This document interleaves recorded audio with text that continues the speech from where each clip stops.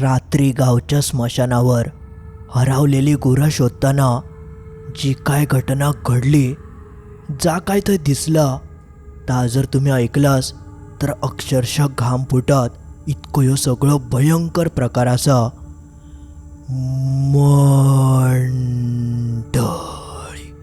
तुमचा पुन्हा एकदा मालवणी बोको या यूट्यूब चॅनलवर स्वागत असा. आज मी तुमच्यासाठी आपलेच एक सबस्क्रायबर संस्कृती, ज्यांचं मालवणी संस्कृती असं यूट्यूब चॅनल देखील असा, तर त्यांनी आपल्यासाठी त्यांचं एक सत्य अनुभव पाठवल्याने ह्या आधीसुद्धा बरेचसे अनुभव आपण त्यांचे ऐकलं जे खूप भयानक होते. तुमच्याकडे देखील असे काय अनुभव असतील तर त्या व्हॉट्सॲप नंबरवर माका नक्की पाठवा, जेणेकरून मी त्यावर व्हिडिओ बनवेन. आणि या चॅनल अजूनही सबस्क्राईब करूक नसाल तर नक्की सबस्क्राईब करा. चला तर मग वळूया आपल्या आजच्या ह्या भयंकर अनुभवाकडे.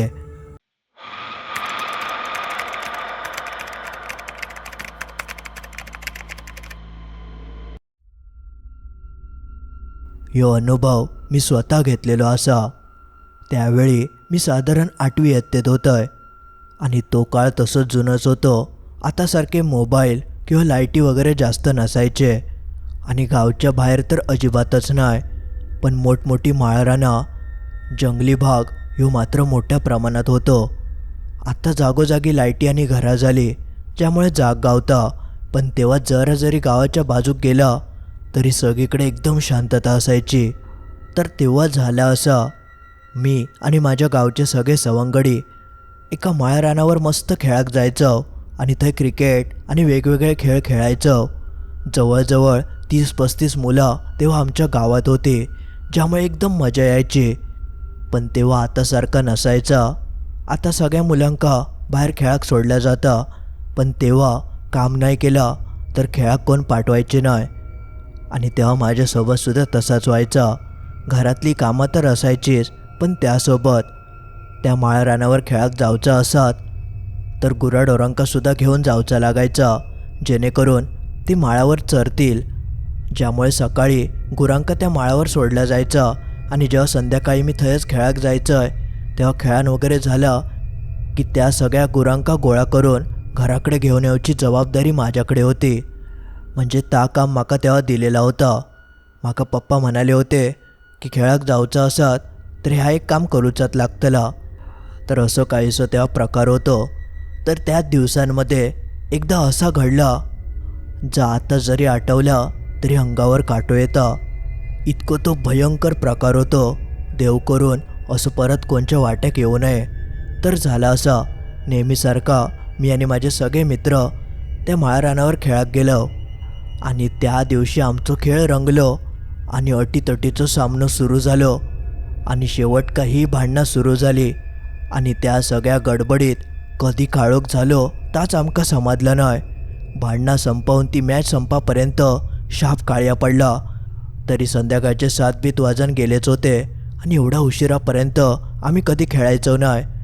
आणि त्यात अजून भर म्हणजे खेळान झाल्यानंतर माका सगळ्या गुरांका शोधूचा होता आणि सगळ्यांका एकत्र करून घराकडे न्यायचा होता. इतक्यात तर माका गुरा गोळा करून वाटेक लागाक व्हाया होता, पण अजून आमचं खेळच संपलो नाही होतो. जेव्हा माझ्या लक्षात येलं तेव्हा तर मी चांगलाच घाबरलोय. आता गुराढोरांका घेऊन नाही गेलोय तर घरचे चांगलेच वराडतले. आणि तुमका तर माहिती आहे, गुरा कधी कधी रात्री हाणलाच नाही तर ती काहीतरी भलत्याच ठिकाणी जातात. मग ती परत गावात नाही. आणि जंगली भाग असल्यामुळे जंगली प्राण्यांची सुद्धा भीती होती. वाघ, बिबटे हे खूप मोठ्या प्रमाणात तेव्हा असायचे आणि त्यात आमची छोटी छोटी वासरा देखील होती. ज्यामुळे जसं माझ्या डोक्यात येलं की आता खूपच उशीर झालो, तसं मी सगळं टाकून गुरांका शोधूक घेतलंय. आजूबाजूकच ती गुरा चरत असायची. पण त्या दिवशी नेमका काय माझ्या नशिबी लिहिलेलं होतं तर माका नाही माहिती. नेमकी त्याच दिवशी गुरा खय आपली नाहीशीच झाली आणि खेळाच्या धानलीत मी नजरसुद्धा ठेवूक नाही. इल्लय तेव्हा थंय बाजूकच चरा होती. पण आता मात्र काळोख पडल्यामुळे लांबचाव काय दिसेनाय. तसं मी माझ्या एका मित्राक बोलवलं आहे, त्याचं दिप्या नाव होतं. ते का म्हणाले की माका गुरा शोधूक मदत कर, माका घराकडे घेऊन जाऊची आहेत. तसं तो म्हणालो ठीक आहे चल आपण शोधूया. तसे आजूबाजूक खंय गुरा दिसतात काय बघूक लागलो, पण नेहमीच्या ठिकाणी ती ढोरा काय दिसत नाही होती. मी पटकन धावाक घेतलंय, कारण काळोख पूर्ण पडाक लागलो होतं. माझ्या हातात बॅटरी ना काय. एकदा शाप काळोख झालो मग काय गुरा गावाची नाही, म्हणून आम्ही दोघवले जण गुरांका शोधूक लागलो. मी मोठमोठ्याने आवाज देऊक लागलोय, पण कोणतोच काय आवाज येत नाही होतो. तरी ते मे महिन्याचे दिवस असल्यामुळे बऱ्यापैकी उशिरापर्यंत दिसायचं. 7:45पर्यंत अंदुकसा दिसायचा. आम्ही आपले घरा सगळी गुरा शोधूक घेतलं, पण संपूर्ण माळरान शोधल्यावर सुद्धा गुरा काय माका गावाक नाही. तेव्हा मात्र माका कळान चुकला की आत्ता माझं काय खरा नाही. ही सगळी डोंगरा पलीकडे गेलेली दिसतात आणि थंय तर पूर्ण जंगल. आणि आता घराकडे ह्या जर कळालं तर माका ते घरात तर घेऊचेत नाही, आणि घरच्यांचो मार पडतलो तो वेगळो.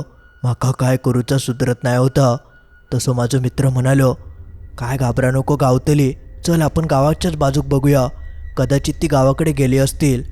गुरांका सवय असता काळोख पडाक लागलो की ती आपल्या घराच्या दिशेने जातात, त्यामुळे कदाचित ती माळरानावर न जाता गावाच्या दिशेने गेली असतील. म्हणून मग आम्ही सरळ गावाच्या दिशेने येऊक लागलो. आणि तेवढ्यात आमच्या कानावर एक आवाज पडलो. तो घुंगरुआचा आवाज होतो, जो बैलांच्या गळ्यात असता. जसं तो आवाज कानी पडता तसं मी पटकन थांबलोय आणि मित्राक म्हणालोय, अरे दिप्या, आवाज येलो काय तुका? बैलाचाच आवाज आहे हो. मी लगेच त्या दिशेने धाव घेऊक सुरुवात केलंय आणि बघता बघता आम्ही अशा ठिकाणी येऊन पोचलो ज्या ठिकाणी रात्रीचा सोडा दिवसाचं सुद्धा खंयचो माणूस येऊक बघत नाही.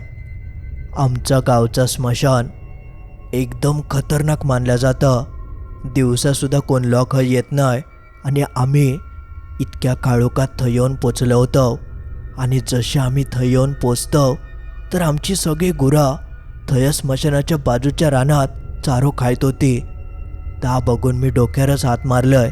आता काय करायचं? गुरा तर दिसतात पण सगळी स्मशानाकडे आहेत, पण हेंका घेऊन गेल्याशिवाय तर पर्याय नाही. म्हणून मी पटकन तेंका आवाज देऊक लागलोय, पण ती माझ्यापासून लांब होती. तेंका कळा नाही की नेमका कोण आवाज देता. ती काय हलत नाही होती, ज्यामुळे मग आमका त्या स्मशानाच्या जवळ जावचाच लागला. आणि हयच आमची सगळ्यात मोठी चूक झाली. जसे आम्ही त्या स्मशानाच्या एकदम जवळ जाऊन पोचतो तसं थंयचं वातावरण काय तर बदलानच गेलं. सगळ्यात पहिली आमची नजर एका हलणाऱ्या फांदीकडे गेली. आम्ही पटकन थंय बघतो तर हे 4-5 माकड त्या फांदीवर बसले होते आणि गदागद हडेसून तडे उड्या मारत होते. आम्ही तेव्हा म्हटलं की माकडच आणि गावाकडे तर ते असतातच, त्यामुळे तेव्हा एवढा काय भियाक झाला नाही.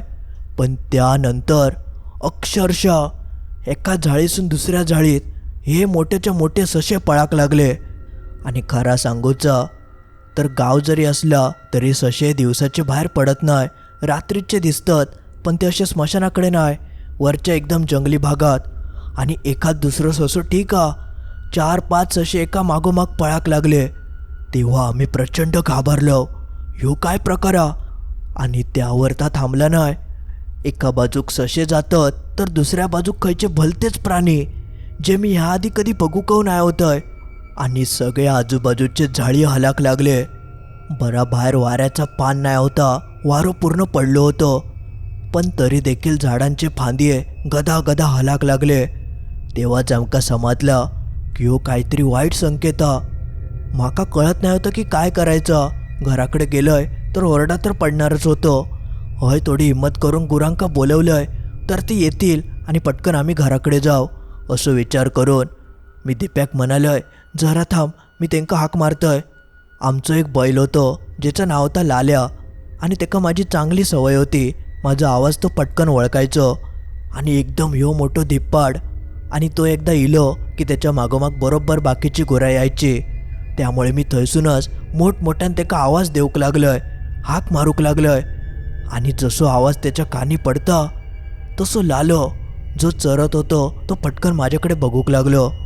त्यांनी माका लगेच वळखल्यान आणि तो मोठमोठ्यान हंबारडो फोडूक लागलो. तसं थोडं माझ्या जीवात जिविलो. मग मी त्यांका हैक करत त्या स्मशानासून बाहेर काढूक लागलोय. आणि तेवढ्यात आमच्या कानावर एक आवाज पडलो. मातीचे बारीक बारीक दगड अक्षरशः झाडावर कोणतरी फेकता आणि धाडकन ते सगळे खाली पडतात असं काहीसं तो आवाज होतो. ता बघून आमच्या तर अंगावर शहारे चिले. अक्षरशः चारवल्या बाजून कोणतरी दगड आमच्यावर फेकीत होता असं काहीसं तो भयंकर अनुभव होतो. आता या सगळा मी तुमका शब्दात सांगतोय, पण ता दृश्य आता जरी माका आठवला तरी माझे हातपाय थरथर कापतात. तो काहीतरी भयंकरच प्रकार होतो. म्हणजे ती भुताटकीच होती आणि आम्ही त्या भुताटकीच्या क्षेत्रात जाऊन पोचलेलो. आता ती आमका सोडणार तर नाहीच होती. पण म्हणतात ना, नशीब आणि देव तुमच्या साथी कसात तर तुमचा काही एक वाकडा होऊ शकत नाही. अक्षरशः पुढे जा काय घडला तर ऐकल्यानंतर तुमका धडकीच भरात.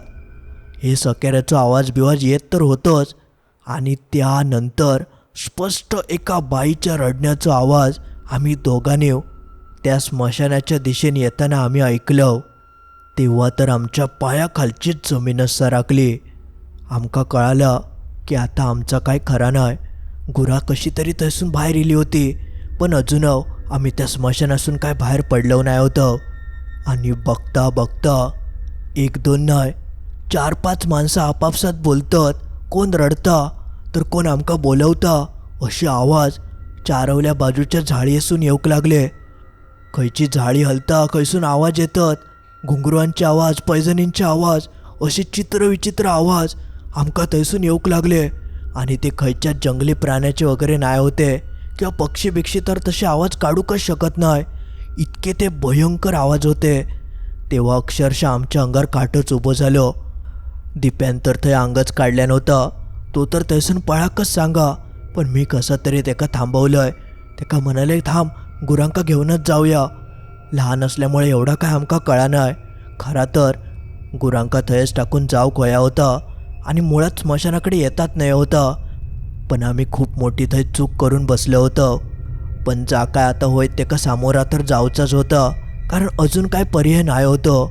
आणि पुढे जा काय आमच्यासोबत घडला ता अजून माका चांगला आठवता. गुरांका घेऊन आम्ही त्या स्मशानासून बाहेर पडाक लागलो.